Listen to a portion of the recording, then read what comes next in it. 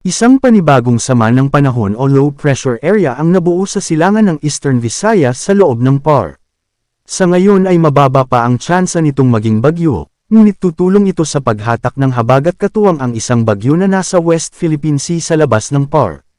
Asahan pa rin ang mga pagyulang dulot ng habagat sa malaking bahagi ng bansa, partikular sa kanlurang bahagi.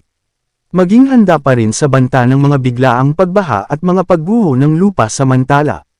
Isa ng ganap na bagyo ang low pressure area na nasa gitnang bahagi ng West Philippine Sea at huling namataan sa layong mahigit 600 kilometers kanluran ng iba Zambales, at bahagya pa itong lumakas habang kumikilos papalayo ng ating bansa. Wala ng epekto ito sa bahagi ng Pilipinas pero pinapalakas nito ang hanging habagat na magpapaulan sa ating bansa. Patuloy na lalakas ang bagyo habang tinutumbok ang Southern China at hindi na inaasahang papasok pa ng Philippine Hour of Responsibility. Bukod sa kanlurang bahagi ng Pilipinas, magiging maulan din sa may silangan dahil dito nagsasalubong na lumilikong hangin, kaya nabubuo ang makapal na call upon maging handa sa banta ng pagbaha o pagguho ng lupa.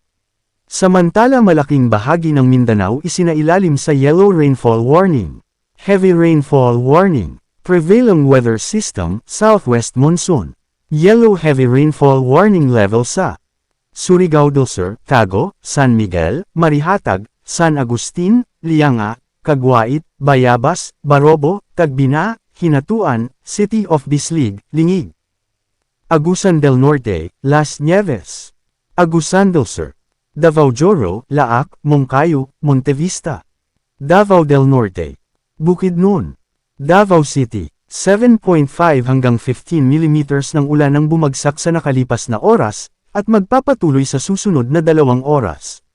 Posible ng landslides at pagbaha ang inaasahang sa flood, landslide-prone areas.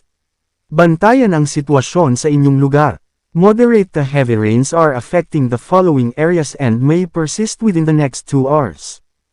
Bukidnon, Lanao del Norte, Lanao del Sur, North Cotabato, Alamada, Banisilan, Carmen, President Roxas, Arakan, Cabacan, Matalam, Antipas, Magpet, Agusan del Norte, Buena Vista, Butuan City, Davao Oriental, Boston, Davao del Norte, City of Panabo, Carmen, Braulio E. Duhali, City of Tagum, New Corella, Davao Joro, Compostela. Light to moderate rains are expected in the following areas within the next 1 to 2 hours.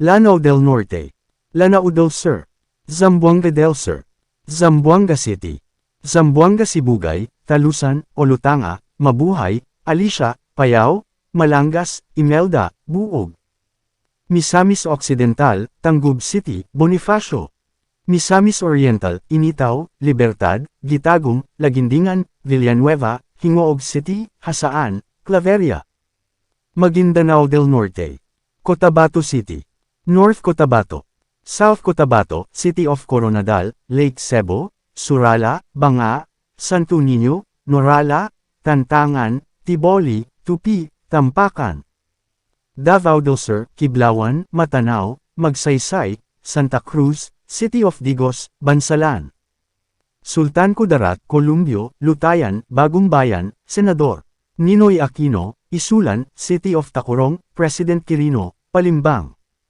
Maguindanao del Sur, Buluan, Mangudadato, Dato Paglas, Pag-agawan, Pagalungan, Davao Oriental, Katiel, Baganga, Davao Joro, Nabunturan, Mawab, Mako and New Bataan. All individuals are urged to exercise precautionary measures to avoid hazards such as landslides, mudslides, rockslides, and flash floods. Manatiling nakatutok sa Weather Balita para sa bago pang updates. Don't forget to subscribe.